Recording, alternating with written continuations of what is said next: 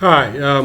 Since my discussion of the Enlightenment in America is so important to understand worldviews and also the common good, I thought I'd make this video and cover some of this. And there's also a document with the bulleted notes I'm using to make this little presentation.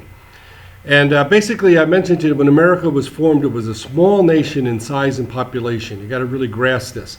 We've only been here for under 250 years, and you know it's a country that's going to explode in population in the next century. But when you start out, we're basically Northern European, mostly a society run by landed males with land who could hold office and vote.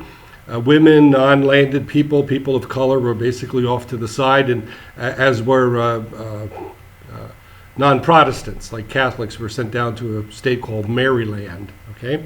One of the things is that before the Revolution up in England, up in New England, was the Puritans who created what is called New England. And I keep emphasizing that you look back east, especially, you see all these towns that are New Jersey, New York, whatever, right? I mean, they were creating a new world. They saw themselves, the Puritans had this concept of what's called an errand into the wilderness. They were very biblical. They felt that God was giving them direction. Now, you know, the Puritans give way to the rise of America, but their influence culturally is very significant as this backdrop. The young country was obviously very Christian, but they were mostly the biggest influence was what people called deism. And deism was a change in understanding of how God acts in the world. The traditional way of looking at things from the divine right of kings is that the God of the tradition is as one Puritan theologian wrote, that we are sinners in the hands of an angry God. And the king was seen as a representative of God, and he gave out justice and held order and things like that.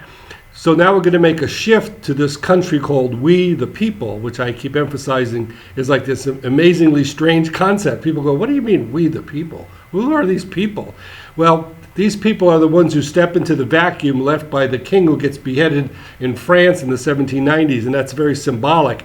The cutting off the head of the king, cutting off that whole concept of divine rights, and that radical break with the divine right of kings and queens gets translated what we call the shift in sacral power to invest in we the people. We the people now are the ones who can rule themselves, and then also, most important, as part of the Enlightenment view, they have this optimism. God is benevolent. God has basically created the world, but since he endowed us with reason is not just the reason of science where you figure things out, but it's a special gift where we can create a good society. We can create this new nation. We the people go out there and create institutions of virtue. I mentioned that one of the leading penal historians, the name of the book is Laboratories of Virtue, that even with the prison system, which we're going to talk about, they felt that the institutions that we created were ones that could help people become better Christians, better citizens, that type of thing, okay?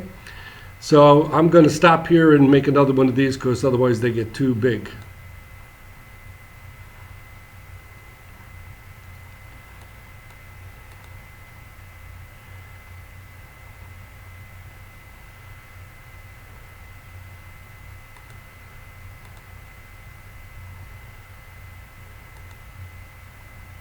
Can I see this thing?